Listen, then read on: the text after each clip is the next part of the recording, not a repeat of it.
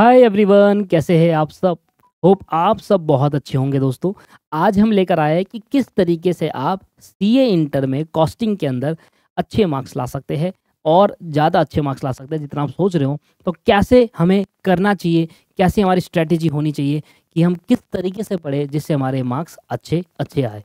ठीक है, तो आइए हम जरा डिस्कशन करते हैं सम स्ट्रैटेजी के ऊपर, सम कुछ चीज़ें के ऊपर। सबसे पहला स्टेप आपको क्या करना है, कुछ स्टेप्स है जो आपको देखने हैं, जो आपको समझने हैं। स्टेप 1 क्या करना है, सबसे पहले जो पास्ट ईयर पेपर हुए हैं ना, पास्ट ईयर पेपर, उनके पास्ट ईयर पेपर के कम से कम 5 पेपर आप निकाल लो। पास्ट ईयर में कम से कम 5 पेपर आप निकाल लो और उन 5 पेपर में ये देखो कि कौन सा चैप्टर रिपीटेडली पूछा जा रहा है। ठीक है, पहले कौन सा चैप्टर रिपीटेडली पूछा जा रहा है वो देखो, उसको नोट डाउन कर लो। कैसे, स्टेप नंबर 2 में क्या करना है, नोट डाउन करना है रिपीटेड चैप्टर। रिपीटेड चैप्टर, इससे क्या होता है ना, एक इंस्टीट्यूट जो होता है ना ट्रेंड फॉलो करता है कि भाई अभी ये दे रहे तो यही देते रहते हैं। रिपीटेड चैप्टर देखो, साथ में ही देखो जो चैप्टर आप देख रहे हो उसमें कौन से कॉन्सेप्ट से लगातार पूछा जा रहा है। कॉन्सेप्ट देखो, कौन से कॉन्सेप्ट से लगातार पूछो, स्टेप बाय स्टेप चलना है। देख लिया, सब कुछ हो गया। अब देखो क्या करना है कि अगर ये चैप्टर है, कुछ पर्टिकुलर चैप्टर है जिसमें आपको लग रहा है कि यार इन चैप्टर से लगातार पूछ रहा है और इसी कॉन्सेप्ट से पूछ रहा है, अब इनको अलग करके इन पे मेहनत करो। तो अब अपने चैप्टर की 2 कैटेगरी बना लो। एक वो कैटेगरी बना लो जो आपके पास, एक वो कैटेगरी बना लो जो आपको लग रहा है कि ये तो लगातार पूछ रहे हैं, रिपीटेड चैप्टर वाली। ठीक है, रिपीटेड चैप्टर वाली कैटेगरी बना लो, साथ में रिपीटेड कॉन्सेप्ट जो है उनकी कैटेगरी बना लो। ठीक है, एक ये पक्का हो गया। ऐसे आप अगर देखोगे तो आपको पक्का मिलेगा। एक वो जो कभी कभी पूछ रहे हैं, ऐसा लग रहा है कि रिपीट नहीं हो रहा, बस आ रहे हैं, कभी ये आ जा रहा है कभी ये आ जा रहा है, नॉट रिपीटेड। ज़्यादा रिपीट नहीं होते, हो देख रहा है कि एक बार देख रहा है। जैसे कि मान लेते हैं मटेरियल कॉस्ट की बात कर ले, तो मटेरियल कॉस्ट में ऐसे बोल रहा है कि ईओक्यू का हर बार आ रहा है, ईओक्यू भी डिस्काउंटिंग पॉलिसी हर बार आ रहा है, हर बार हर बार हर बार आ रहा है। प्राइमरी डिस्ट्रीब्यूशन ऑफ ओवरहेड हर बार आ रहा है, सेकेंडरी डिस्ट्रीब्यूशन ऑफ ओवरहेड हर बार आ रहा है, तो रिपीटेड हो गया। जैसे कि हमने देखा कि अरे ईओक्यू में ना वेटेड एवरेज मेथड का जो स्टोर लेजर बनाना है वो कभी कभी आता है, नॉट रिपीटेड, तो उस पर फोकस करो। ठीक है, तो अब क्या करना है, जो रिपीटेड वाले हैं ना टॉपिक्स, इन पे मेहनत करनी है। इन पे, इनको उठाओ, इनको उठाओ। सबसे पहले इनको करो मॉड्यूल से, मॉड्यूल के इसमें सारे क्वेश्चन कवर कर लो। मॉड्यूल कवर कर लिया, फिर PYQ past year question cover कर लो, फिर इन्हीं कॉन्सेप्ट से उठाओ और MTP mock test paper cover करो और रिविजनरी टेस्ट पेपर कवर करो। इस पे करो सबसे ज़्यादा मेहनत। ये मेहनत करने के बाद फिर आप आओ नॉट रिपीटेड वाले। अब नॉट रिपीटेड वाले में आपको ये होगा, इसमें 2 कैटेगरी होगी। एक वो कैटेगरी होगी जो आपने पढ़ा हो।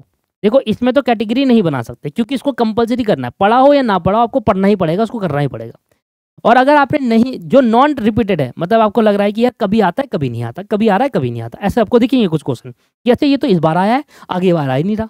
उन टॉपिक्स को उठाओ और देखो उनमें से आपने कौन से टॉपिक करे हुए हैं। तो जो आपने पढ़ लिए हैं, जो आपने पढ़ लिए हैं वो टॉपिक उठाओ, और जो आपने नहीं पढ़े वो टॉपिक उठाओ। अब जो पढ़ लिए हैं उनको पे, उन पे मेहनत करो। इसको क्या करो, इसमें सिर्फ पीवाईक्यू करो और एमटीपी करो और आरटीपी करो। अब मैं ऐसे क्यों कह रहा हूँ, मॉड्यूल क्यों नहीं करने को कह रहा हूँ, क्योंकि जो ऐसे क्वेश्चन होते हैं ना जो पढ़े, जो आपने नॉन रिपीटेड है, रिपीटेड नहीं पूछ रहा क्वेश्चन में, वो मॉड्यूल से नहीं पूछेगा इंस्टीट्यूट, वो कहीं से भी दे देगा, वो पीआईक्यू में से दे देगा, एमटीपी अपना कुछ नया क्वेश्चन बना लेगा। तो मेहनत इस पर ऐसी करो कि अगर कोई नए टाइप का क्वेश्चन भी आ जाए तो मैं उसको अटेम्प्ट कर पाऊँ। ठीक है, और जो नहीं पढ़े, ये आपके पास ऑप्शन है कि इनको आपको पढ़ना चाहिए या नहीं पढ़ना चाहिए, कुछ क्वेश्चन में छोड़ के चले जाओ। क्योंकि प्रोफेशनल लेवल में आप 100% की तैयारी कर रहे हो ना, तो गलत है। 100% की मत करो, एटलीस्ट 90 की तैयारी करो, जिसमें आपका ये होगा कि भाई 10% अगर छोड़ के जा रहा हूँ तो उसकी जगह पर 10% की मेहनत मैं कहीं और लगाऊं। 90 की तैयारी करो, 90 की तैयारी करो। अच्छा, जो 100 में से 100 लाना चाहता है वो तो पूरी 100 की तैयारी करे। जो कहता है यार मुझे तो एग्जाम्शन आ जाए मैं तो खुश हूँ उसमें, जो कहता है मैं 70 भी आ जाए 80 भी आ जाए, क्योंकि उतना लाना भी बहुत बड़ी बात होती है ना। एग्जाम्शन अगर आ रही है तो अपने आप में इंस्टीट्यूट कह रहा है ये तो बहुत अच्छी बात होगी, एग्जाम्शन आ गया, तो उस तरीके से। तो ये आपके ऊपर छोड़ दिया मैंने, तो ये आपका पूरा स्टेप्स होना चाहिए, इन बेसिस पर आप अपने स्कोर अच्छा कर सकते हैं।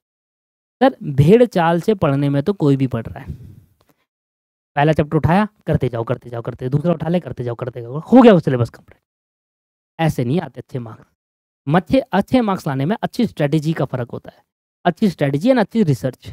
और इसलिए मैंने कहा था पास्ट ईयर पेपर के 5 से 6 और उठाने तो और उठा लो, 10 पेपर तक उठा लो, और इसमें से अपनी खुद का देखो कि भाई क्या करना चाहिए, ये अच्छी स्ट्रेटेजी बनेगी तो ही अच्छे मार्क्स आ पाएंगे।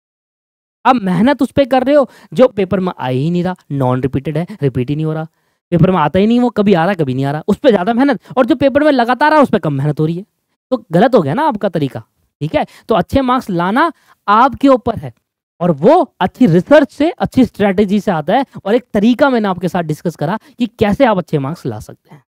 इसके अलावा और कोई अगर आपको हमारे से वीडियो चाहिए तो आप नीचे कमेंट करके जरूर बताइएगा, मैं उस पर अलग से एक वीडियो, डेडिकेटेड वीडियो बना दूंगा। हमें तो चाहिए कि स्टूडेंट क्या बोल रहा है, क्या चाह रहा है, वो क्या चाहिए, उसको अलग से वीडियो बना देंगे दोस्त। तो इस तरीके से काम करिए, मैं आपको कह रहा हूँ डेफिनेटली इट विल वर्क। इससे बढ़िया, इससे ये मतलब इससे अच्छा कुछ हो ही नहीं सकता। एक तरीका होता है, स्ट्रैटेजी, मैं खुद अप्लाई करता था ये स्ट्रैटेजी, और एक्चुअली पेपर में स्ट्रैटेजी अप्लाई होती थी, अच्छे मार्क्स अभी आते थे। काफ़ी सब्जेक्ट में मेरे एग्जाम्सन स्कोर करा, काफ़ी सब्जेक्ट में एग्जाम्सन स्कोर करा, तो इसलिए इस पर फोकस करिए। वीडियो को देखने के लिए धन्यवाद। ऐसी और भी अलग अलग तरीके की स्टडी चाहिए या कुछ नया चाहिए, आप नीचे कमेंट करिए, हम आपके लिए वीडियो बना देंगे। Thank you, have a nice day, bye bye, take care.